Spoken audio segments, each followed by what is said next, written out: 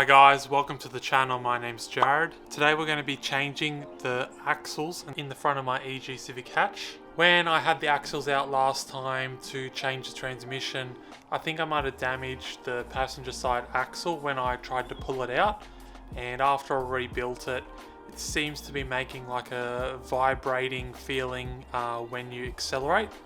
So I've gone and bought some new axles. These are the new axles here. So these are from a DC2 Integra B series, and I believe that these will fit on my B16 in my EG. I'm pretty sure they're the same length. Definitely the same sort of design axle, and the length seems to match up, so I'm optimistic. They are ABS axles, so they have these rings on the ends of the drive shafts here where it goes into the hub. Changing them is not going to be too difficult. I just did it a couple of weeks ago. It's pretty much wheel off, tie rod end, upper control arm, and then you can do the axle nut and lever the axle out. So if you've done this job before, I can't see why it would take more than 1 to 2 hours. First of all, I got the car jacked up already, and I'm actually going to change an exhaust gasket that was leaking from before, and then we'll crack on with the axles. So we're going to start off by removing the wheel.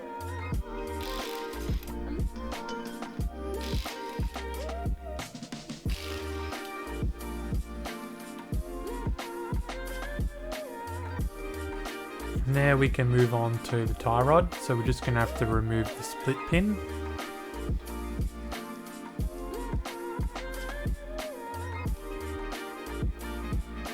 Then we can loosen the nut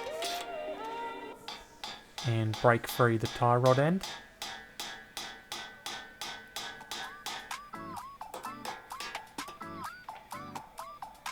Then just leave this to the side.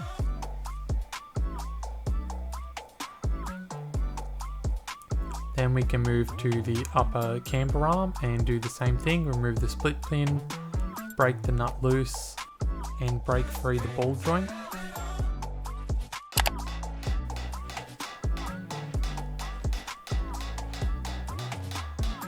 At this point everything's going to drop forward, and we can loosen the nut holding the axle in. You may need a friend to hold their foot on the brake to loosen this nut.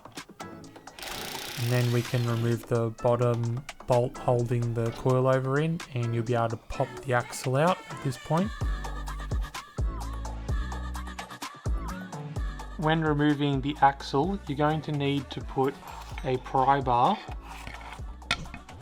between the axle and the transmission and lever it out to pop the axle out from the circlip.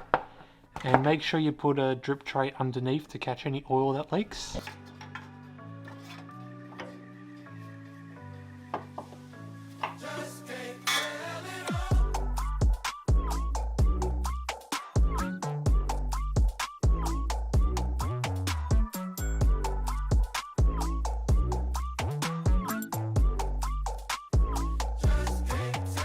Go ahead and feed the new axle in just how the old one came out. You might need to use the axle as a bit of a slide hammer just to get the C-clip into the transmission.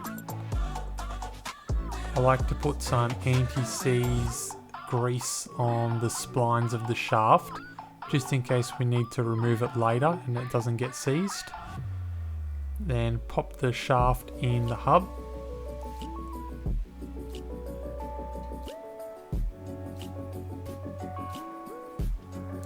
It's easiest if you use a jack under the lower control arm to get everything lined up.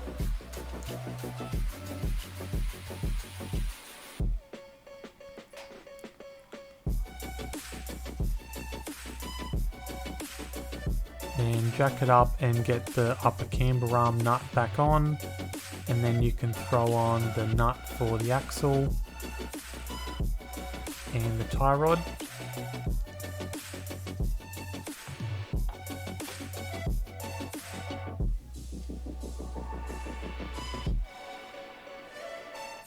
Then you can put in the bolt for the lower coilover mount. and start tightening everything up.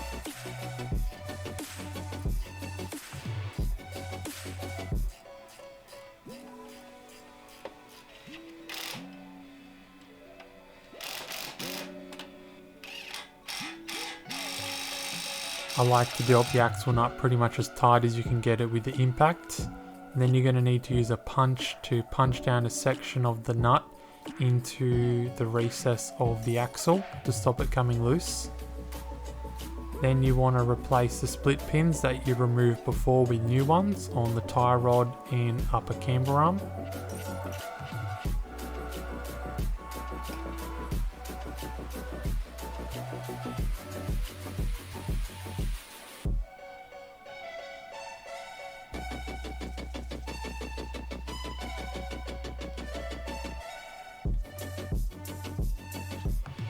Then we can go ahead and throw the wheel back on, and you've finished one side.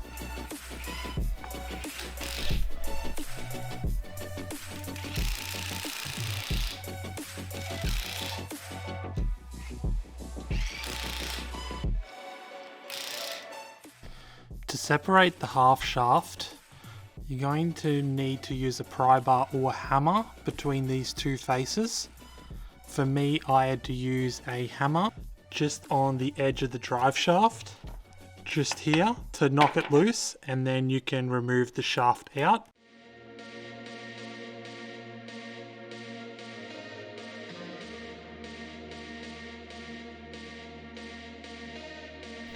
On the other axle, as you saw, it was difficult to remove. I like to put a bit of grease inside the receiving part of the splines.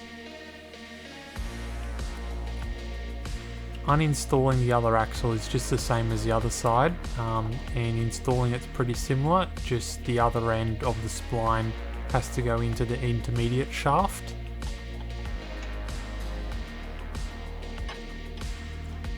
And everything will reinstall the same as the other side. This was the axle with the problem. You can see it doesn't want to move much more than what I'm turning it at the moment. And the other end can move quite freely, and this is what I would expect. So I think this one here is the problem axle. The other one was actually fine, and this one also starting to crack in between the boots as well, so it probably didn't have much longer of a life as well. That wraps up this video. I hope it helped you, this quick little video just on how to change your axles. If you have any questions, put them down below. If you like this video, please like it or share it or subscribe, and I'll see you for the next video. Thanks.